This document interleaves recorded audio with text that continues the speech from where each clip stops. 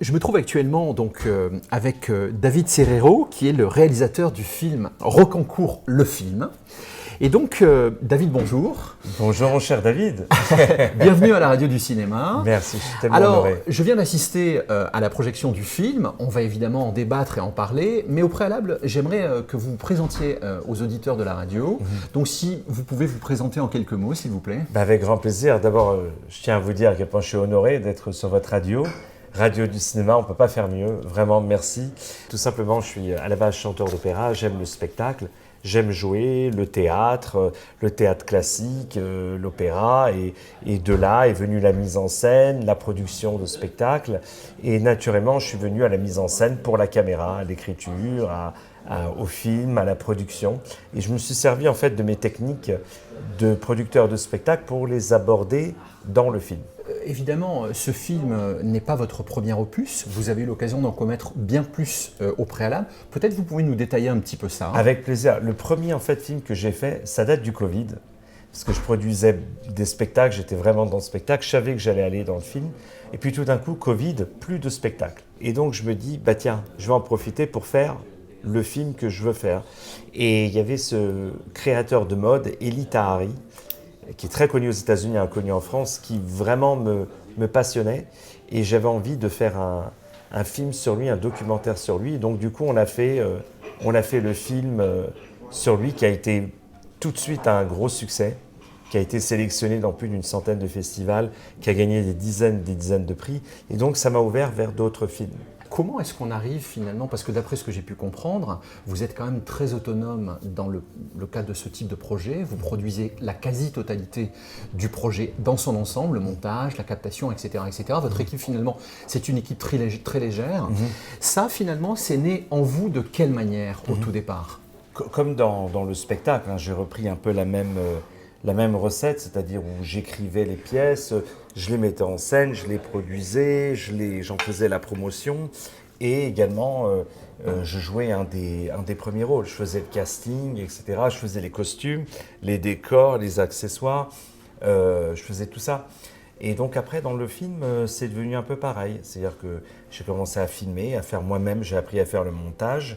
J'ai eu quand même la chance que pendant le Covid, il n'y avait rien d'autre à faire. Donc j'avais la patience d'apprendre et tout. Et je me suis trouvé une passion pour le montage. Vraiment. Au fond, le Covid a révélé votre, on va dire, attirance forte pour le cinéma. Complètement. Et finalement, c'est une autre carrière qui est en train de démarrer. Bon, alors, pour info, moi j'avais l'habitude du cinéma, parce que je jouais en tant qu'acteur, j'ai fait plus d'une centaine de films. Donc j'avais l'habitude des caméras, j'avais l'habitude de tout ça. Là, on parle des États-Unis. On parle des États-Unis. Puisqu'en fait, on y viendra tout à l'heure, Ouais. mais vous vivez entre la France et les États-Unis. Exactement. Mais en gros, on vous connaît plus aux États-Unis aujourd'hui qu'en France. Complètement. Donc finalement, là, ce film est aussi une porte d'entrée un peu officielle et médiatique pour vous révéler auprès du public français. Complètement. Mais pardon, j'extrapole un tout petit peu, mais j'aimerais qu'on revienne, s'il vous plaît, sur votre parcours de réalisateur, puisque vous avez créé ce film et finalement, vous en avez fait 5 avant. Vous pouvez peut-être un petit peu en parler? Bien sûr, j'ai fait donc le premier film sur Elie Tahari, le créateur de mode. Le deuxième, il a été sur Lisa Zuelos, la réalisatrice. Donc là encore, un autre exercice, que vous faites un film sur une réalisatrice. Et donc ça, c'était le deuxième. Et sur le troisième film, c'était sur un autre réalisateur qui s'appelle Elie Chouraki, qui est toujours pas, que j'ai pas sorti encore, mais dans lequel j'ai Claude Lelouch, enfin j'ai des grands noms. Et puis j'en ai un sur le sculpteur Richard Orlinski, vous savez, celui qui fait les conques et tout ça. Et, le maître de la résine. Voilà, ouais. Donc c'est des films complètement différents. Et surtout, j'ai un film sur la pianiste Hélène Grimaud. Vous voyez, pianiste classique avec les loups, tout ça. Donc c'était des films complètement différents, des personnalités complètement différentes, des styles de montage complètement différents. Mais à chaque fois, une émotion, on ne s'ennuie pas, je me lasse très vite, vous voyez. Et la même technique que j'utilisais dans la scène, c'est-à-dire où je travaille beaucoup avec les tests. C'est-à-dire je teste beaucoup avec les gens, et je les regarde, ils s'ennuient, ils regardent le portable, ils sont machin. Je sais où couper et j'écoute les critiques, vous voyez, les choses que les gens me disent après. Je dis ah oui d'accord, ok, je vais changer. Donc c'est la chance que j'ai d'avoir le film dans l'ordinateur. C'est-à-dire qu'on me dit un truc, tout de suite, j'allume l'ordinateur, boum, boum, boum, et le lendemain, je livre le DCP au cinéma. j'envoie un nouveau lien, je les rends fous, parce que à chaque séance, presque, je la ramène un nouveau DCP, mais le film est en rodage, comme un spectacle est en rodage. Je me suis dit, pourquoi rester là-dessus? Parce que c'est vraiment ceux qui se déplacent, qui payent la place de cinéma, qui à la fin sont la finalité de ce que va être votre film. Donc eux, c'est très important de les écouter en fait. Ce que je retiens en fait, c'est que tous les gens que vous venez de citer sont unanimement des artistes, exception faite au dernier cité. Voilà. Est-ce que pour le coup, vous considérez Christophe Rocancourt comme un artiste? Ah, ça fait tellement plaisir que vous dites ça en fait, parce que je dis toujours, tel Victor Hugo est un génie dans son écriture, Christophe Rocancourt est un génie dans son art. Il en a fait un art. Il a poussé vraiment cette approche psychologique, cette machination, ce côté presque, bien entendu, il le dit, c'est pas le bon Dieu, c'est le diable qui est venu. Oui, Michel Denisot dit cette phrase, Christophe Rocancourt, c'est un braqueur de cerveau. Braqueur de cerveau, ouais, c'est ça. Et j'ai relevé ça et j'ai trouvé ça assez, assez c'est incroyable. Ça, il est ça, parce qu'il a... Les gens voient que l'escroquerie, mais moi, j'ai pas de fascination pour l'escroquerie, j'ai aucune admiration pour l'escroquerie, et vraiment, je souhaite à personne de se faire escroquer, vraiment. Mais je dois dire que j'ai une fascination de la façon avec laquelle il a monté ça, et c'est le seul à avoir fait ça. Et surtout, comme il le dit dans le film, quand vous dites il a monté, il a scénarisé. En fait, on est très proche d'un environnement cinématographique, sauf que les conséquences, elles ne sont pas les mêmes, mais le cheminement intellectuel, et je voulais vous entretenir de ça, je trouve que dans le film que vous restituez, il me semble qu'on perçoit aussi la progression d'un véritable scénario, avec une construction évidemment qui est un peu différente, mais l'énigme pourrait correspondre à un véritable scénario de film. Vous confirmez ça? Oui, c'est ça. En fait, il n'y a aucune étape de sa vie qui ne pourrait échapper à une production hollywoodienne. Mais encore une fois, le grand problème qu'il y a eu avant, pour laquelle les films sur lui ne se sont pas faits, où il n'y a eu que des reportages, etc., c'est que on parlait à sa place. On ne peut pas parler à sa place. Il n'y a personne, il n'y a pas deux Rocancourt sur Terre. Il n'y a personne qui peut parler à sa place. Et ce qui était très important, c'était de partir vraiment, même pas de lui, de ses parents, pour comprendre de là où il vient.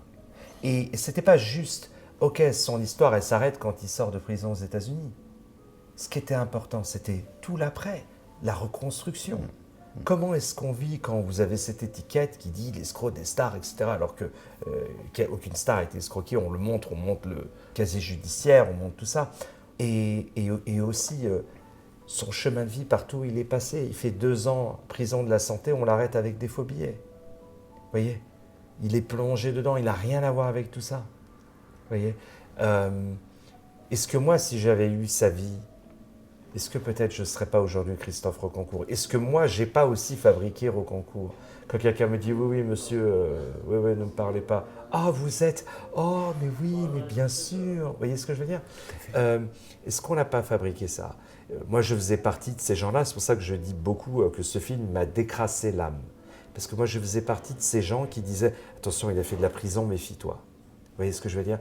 Donc, maintenant, je me dis « Mais qui je suis, moi, pour juger quelqu'un qui a payé sa dette? » Donc, c'est ce que j'espère que les gens qui voient ce film pourront se dire, et également pourront comprendre que dans la vie, même si moi j'y croyais pas au début, mais il y a vraiment des gens qui démarrent pas forcément sur la même ligne de départ que nous tous.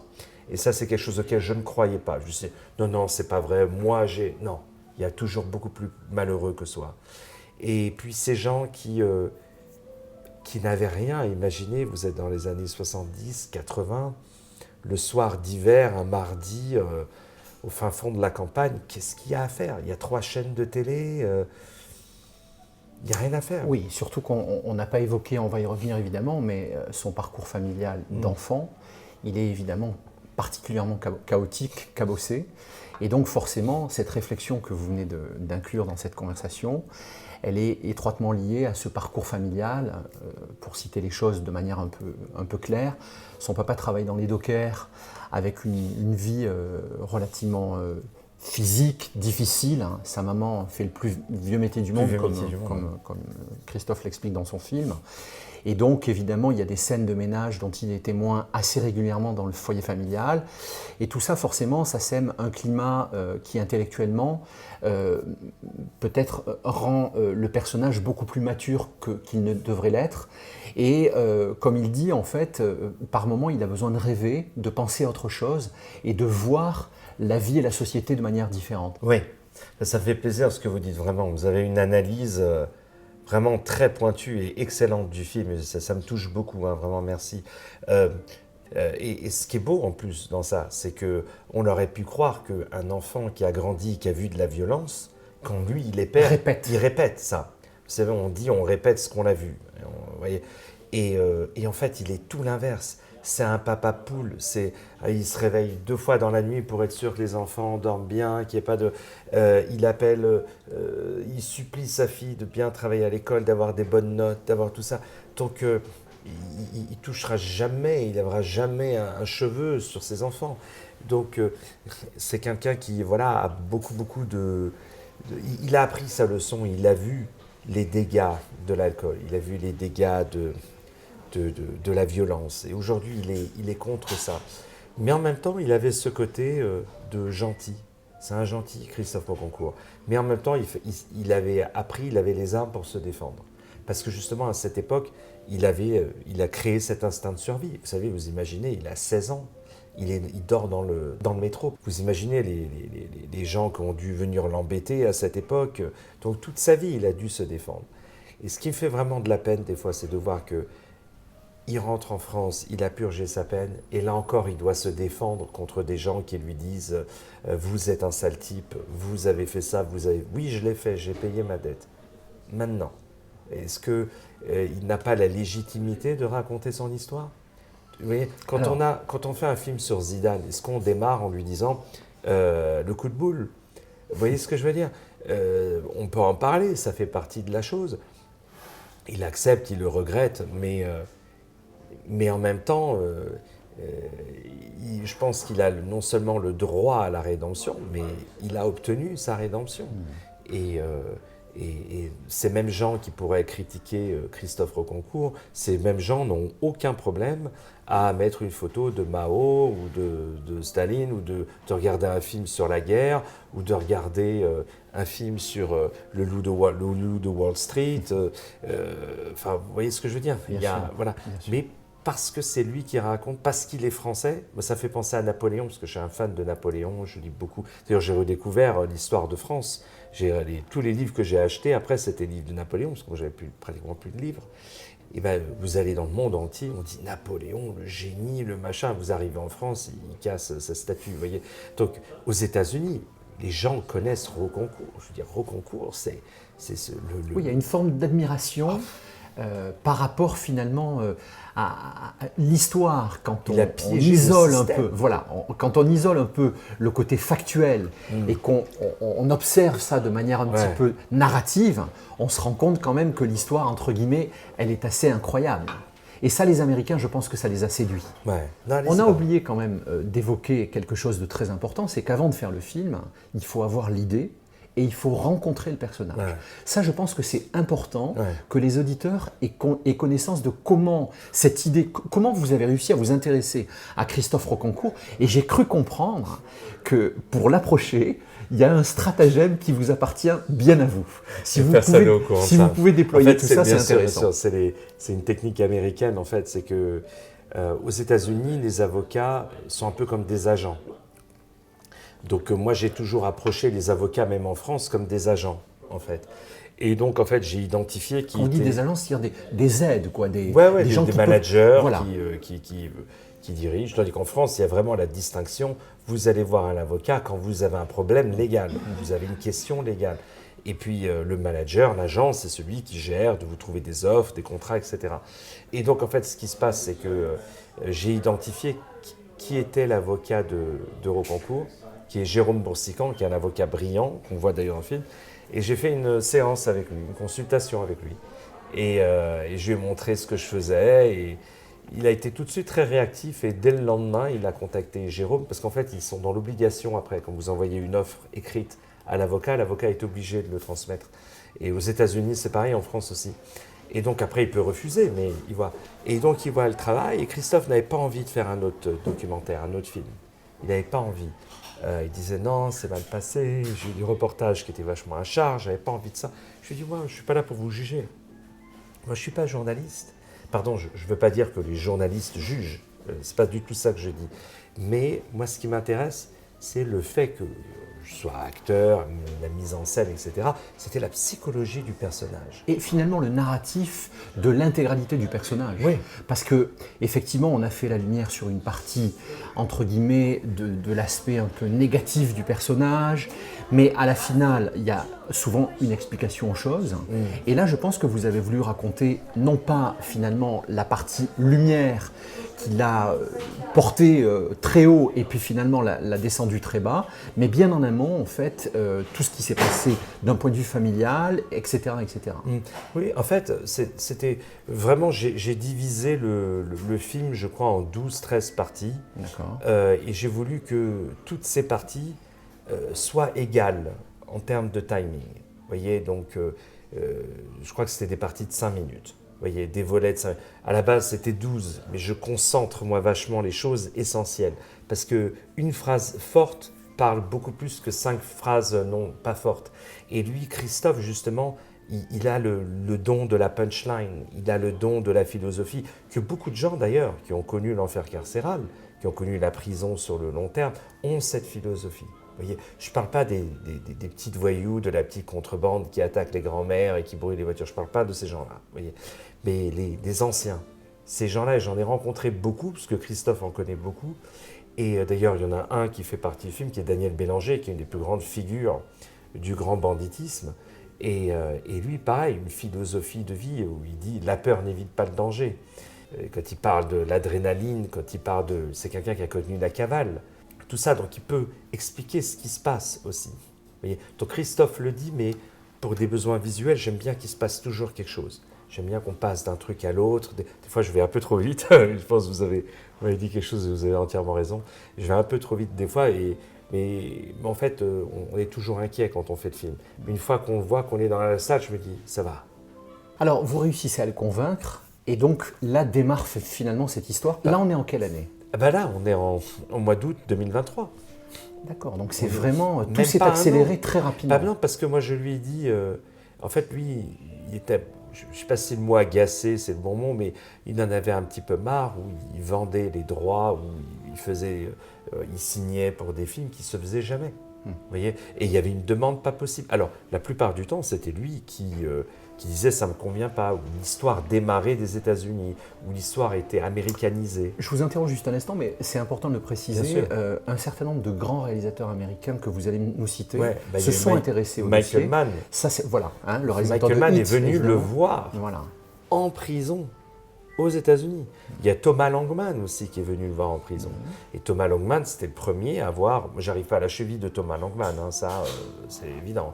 Mais il a fait la chose. Et moi, j'ai toujours. Vous avez parlé également de Martin Scorsese. Il a eu tout le monde. Il y avait Al Pacino à un moment qui était intéressé. En France, il y a eu Vincent Cassel. Il y avait tout un tas d'acteurs qui voulaient le jouer, le raconter. Mais il manquait quelque chose dans l'équation. Donc soit par exemple le côté Langman, c'était Edward Norton qui devait jouer son rôle, mais l'histoire partait de Edward Norton qui vient d'un patelin américain et qui arrive à Los Angeles. Donc Christophe dit non, il n'y a pas la barrière de la langue, on est aux États-Unis, les gens ne comprennent pas ce que c'est que la langue. Oui, ça s'américanisait un peu trop, quoi. Voilà, et d'autres... En France, c'était une histoire trop française. Et il n'y avait pas le rythme américain. Ils essayaient d'en faire un Jacques Messrine. C'est deux personnalités complètement différentes. Messrine, il prend le flingue et tue. Boccancourt, non, avec le cerveau. Donc et moi, je lui dis, regarde, moi je signe avec toi, je tourne lundi. Peu importe le jour de la semaine où tu signes avec moi, le lundi, on tourne. Et moi, c'était tout de suite. Et effectivement, j'avais ironiquement 2 films presque que j'avais commencé à tourner avant Rocancourt. Et j'ai fait passer au concours avant. Donc là, j'ai 2 films d'avance, en fait, qui sont faits, que je vais sortir plus tard. Un sur Christian Clavier, un où j'ai Jean Reno, Didier Bourdon, Philippe Lachaud, enfin tous les plus grandes stars. Et j'ai un sur Grégory Zaoui, qui est le cerveau de la fraude à la taxe carbone. Donc là aussi, je rentre dans un monde un petit peu, vous voyez, où il y a la prison qui rentre dans l'équation. Mais même si Zaoui et Rocancourt sont 2 opposés, hein, complètement, hein, mais Zaoui, c'était l'État. Vous voyez, c'était l'État. Donc, vous n'avez pas la personne en face de vous. Vous êtes devant un ordinateur. Rocancourt, c'est autre chose. Il y a un travail d'acteur, il y a un travail de jeu. C'est pour ça que je lui dis, mais ma première chose, c'était, moi, quand j'ai un rendez-vous, je le répète avant chez moi.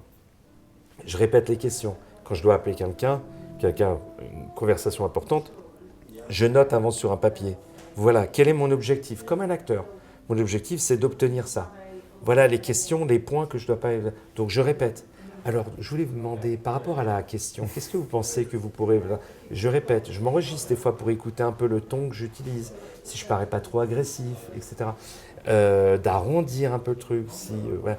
Et en fait, ce qui est intéressant avec lui, c'est qu'il dit non, je ne répète pas. Puis vous vous entraînez, vous répétez, il dit non, je suis dedans. Il vit dedans, le moment. Il dit si je répète, c'est faux. Oui, je pense que c'est assez palpable dans ce film. Faux. Et tous les grands acteurs me disent si je répète, je ne suis plus dans le truc. Ouais. C'est faux. Alors, donc, d'un point de vue technique, ce film, en fait, vous avez quasiment tout fait vous-même, pratiquement. Ouais.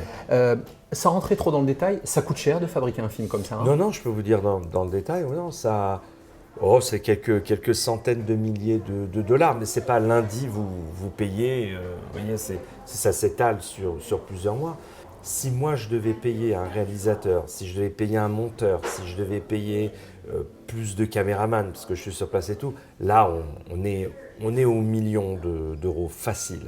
Mais parce que je fais tout moi-même tout seul, je cumule. Oui, vous compactez les budgets. Je compactais les budgets. Et du coup, vous arrivez à vous en sortir finalement avec quoi, 200 000 euros le film? Ouais, non, un petit peu plus, hein, quand même, autour des 300. D'accord. Qui est quand même un budget extrêmement modeste pour un long métrage. Pour un long métrage, qui est un documentaire. Oui. Mais, comme vous l'avez si bien dit, il y a plein de couches superposées. Oui, il y a une hybridation. Il y a une hybridation, on peut parler vraiment... Je sais pas qu'on dit une hybridation. Oui, c'est magnifique.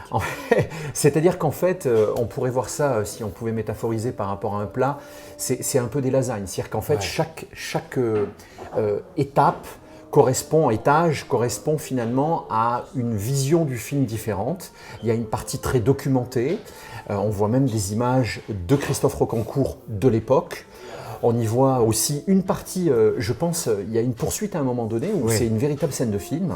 Alors ça, pour le coup, vous l'avez tourné avec des moyens, j'imagine, très cinématographiques. Cinématographique, mais en fait, beaucoup de cette scène, la scène, elle est simple, hein, mais ce qui fait vraiment ce qui génère la dynamique. Ce qui génère la dynamique, c'est le son. Et en fait, j'ai pris, les voitures, c'est pas des Ferrari, mais j'ai pris le son de Ferrari et de Formule 1. Et en fait, j'ai superposé les voitures. Donc vous avez le son. Vous avez créé votre lasagne. Voilà. Non, parce que vous avez le son de la voiture qui fait et en fait, je l'ai doublé en changeant la note du main. Donc j'ai fait donc le musicien, c'est aussi réglé. J'ai mis plusieurs notes différentes. Il y en a un, je l'ai chargé en aigu, l'autre, je l'ai chargé en grave. Et en fait, ce que je me suis habitué, c'est que vu que j'ai l'audio qui est très développé, je fermais les yeux et j'écoutais au casque. Est-ce que j'arrive à comprendre qu'il y a une voiture qui est passée devant moi, comme ça? Est-ce qu'on sent à un moment le vent? Donc je rajoute un peu de... Alors, je dois avouer que le son, qui à mon avis est un élément prépondérant dans un film, pour le coup, je l'ai fortement distingué, parce que dans votre film, en fait, le son est un acteur à part entière.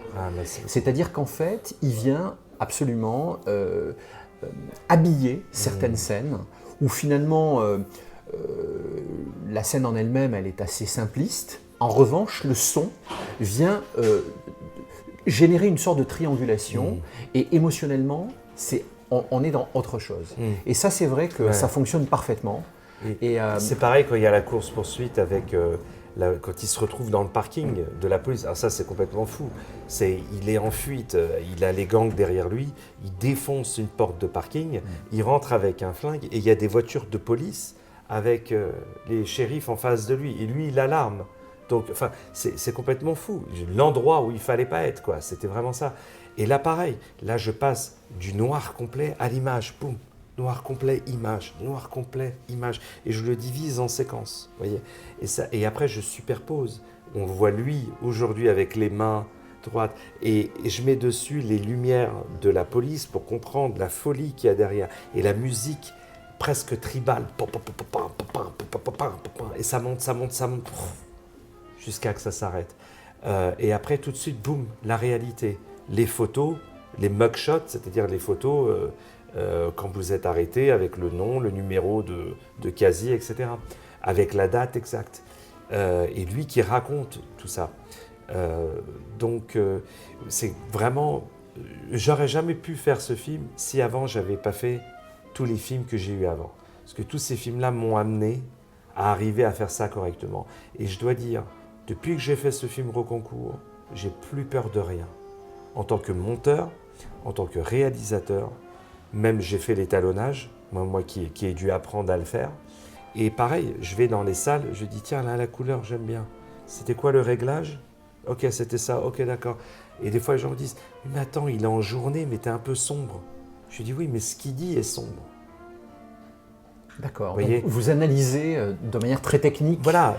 Vos observations deviennent maintenant pour le coup des outils pour vos futures productions. Ouais, complètement, complètement. J'imagine que Christophe a vu le film, bien entendu. Ouais. Qu'est-ce qu'il en a pensé? Alors, je vais vous dire, contrairement à ce qu'on pourrait croire, déjà, il ne m'a jamais mis une seule directive. Il m'a jamais dit qu'est-ce qu'il voulait pas dans le film. Et surtout, il m'a jamais dit non, retire ça, mais pas ça, ou parle plus de ça, ou tiens ça, tiens. Jamais, jamais, jamais, jamais. J'ai toujours été tout seul à faire le truc. Donc je vais montrer un premier squelette en janvier, et puis en février, un truc un petit peu plus déjà rempli. Et puis après, je vais juste montrer la première minute. Certains rêves de plusieurs vies, un homme a choisi de toutes les vivre. Il a adoré cette phrase. Et je dis, et après, Roconcours, boum. Et après, le reste, il l'a découvert à la première, le 3 avril. Et il est sorti, il m'a dit... et tout le monde est venu me voir, soit l'avocat, tous ces gens-là, ils m'ont dit, mais David... Parce qu'il y a une émotion à la fin auquel on ne s'attend pas. Et il y a un message à la fin auquel on ne s'attend pas. Personne à ses enfants... Ne le dévoilez surtout pas. On va pas dévoiler. Mais il y a un message qui, à la fin, boum, vous prend. Et je vais même vous faire une petite confidence. J'ai eu l'idée hier, mais c'était trop court pour le rajouter pour la séance d'aujourd'hui, parce que ça prend 8 heures pour ingester le DCP. Mais pour demain, ça va y être. Et toutes les autres séances, j'ai rajouté la chanson avec le temps. Parce qu'il dit, Léo Ferré dit, ces pauvres gens, ne prends pas froid, etc. Et ça, imaginez que vous n'avez pas connu qu'un parent vous dit, prends pas froid. Vous voyez, des choses qui nous embêtent quand on est enfant. Vous voyez, le goûter, non, mais c'est bon. Et j'ai rajouté cette chanson parce que c'est le temps avec lui qui est, on ne sait pas si c'est son ami ou si c'est son ennemi. Vous voyez, et j'ai trouvé, avec le temps, tout s'en va. Et en même temps, on voit son image qui va vers le noir, qui s'en va. Est-ce que pour lui, finalement, ça a été une forme de thérapie? Le film? Oui. Je pense que oui. Je pense que oui, même si lui, il dit qu'il ne rend de compte à personne. Lui, c'est pas quelqu'un qui cherche la lumière. Contrairement à ce qu'on pourrait croire, c'est pas quelqu'un qui cherche la lumière. C'est pas quelqu'un qui souhaite se justifier ou qui est dans le politiquement correct, entre guillemets, parce qu'il a une certaine image, etc. Lui, pas du tout. Lui, il a fait sa vie, son épopée, etc. Et aujourd'hui, c'est vrai que contrairement à un acteur ou un chanteur qui revient avec un nouvel album ou qui revient avec un seul film, un nouveau film, lui, il a eu une histoire. C'est pour ça que cette histoire, elle était très précieuse et moi, vraiment, je me suis vraiment attentionné à cette histoire. Mais Dieu fait partie de toute sa vie. Depuis son enfance, il est déjà dans les Jésuites, il est baptisé et surtout... il évoque très souvent Sainte Thérèse, voilà. qui était en fait... une sœur que vénérait son père, et il y a eu une sorte de transmission très clairement établie dans le film. Ouais. Et ça, il l'évoque de manière très Et concrète. il évoque, et puis même... Et il l'évoque pour les générations d'après. il évoque aussi, et puis en même temps... particulier pour son fils. Il a ce rapport quand il est dans la caravane, qui vit avec ses parents, et que c'est l'abbé Renard qui vient, qui lui amène à manger. Donc en même temps, il y a ces gens aussi, ces prêtres, ces curés qui aident aussi les pauvres, et ils n'avaient rien. Ils n'avaient rien. Et donc il répète 2 fois la phrase, d'ailleurs je le garde dans le film, on était pauvres, on n'avait rien, nous.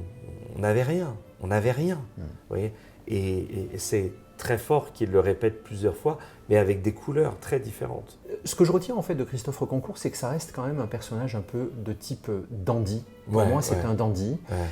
C'est un Arsène Lupin. En fait, c'est quelqu'un qui reste particulièrement élégant, extraordinaire, y compris dans des situations qui sont très équivoques. En fait, je trouve que le mot violence chez lui, il a une résonance qui est plutôt d'ordre passif.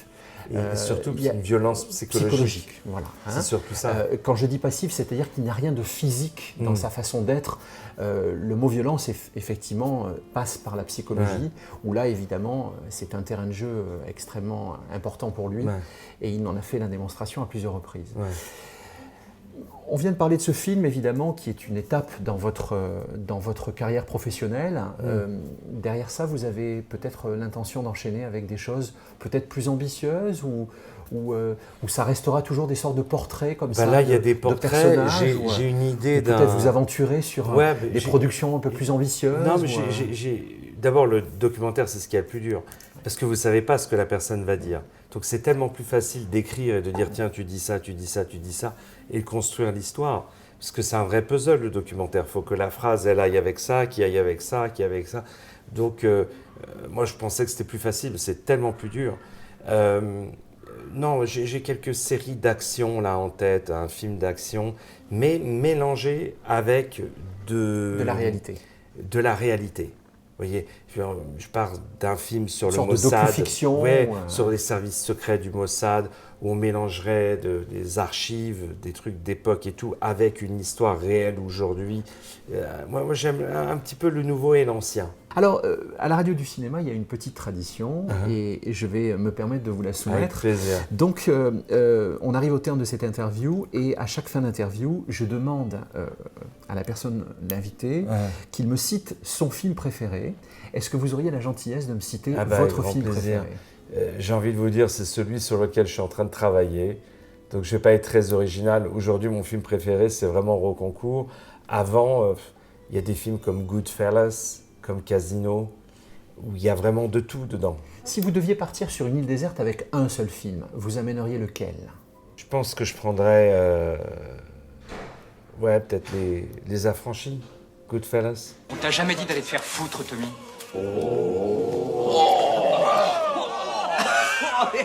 Genre, les oreilles qui décollent, c'est pas vrai, Spider, t'as pas pu dire ça. Tiens, c'est pour toi. Quel mec, balèze.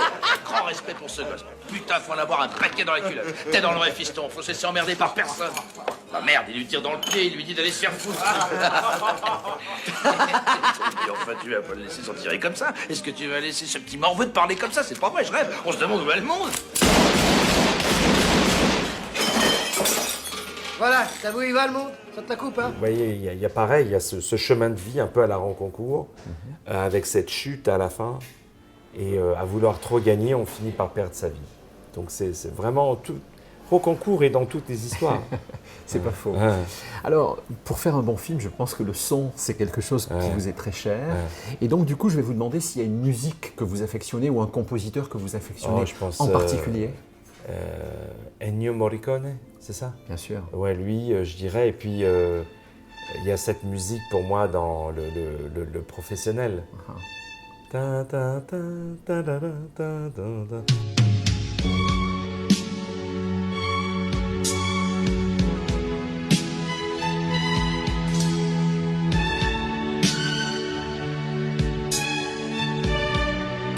Je me souviens quand Belmondo, qui était un de mes héros, qui meurt et qu'il est abattu avec la mitraillette et qu'il est par terre avec l'hélicoptère part. Là, je me souviens pleurer. Puis c'est mon enfance, donc ça me rapporte beaucoup. C'est ancré. Ouais. Il y a la liste de Schindler aussi, plus la musique que le film.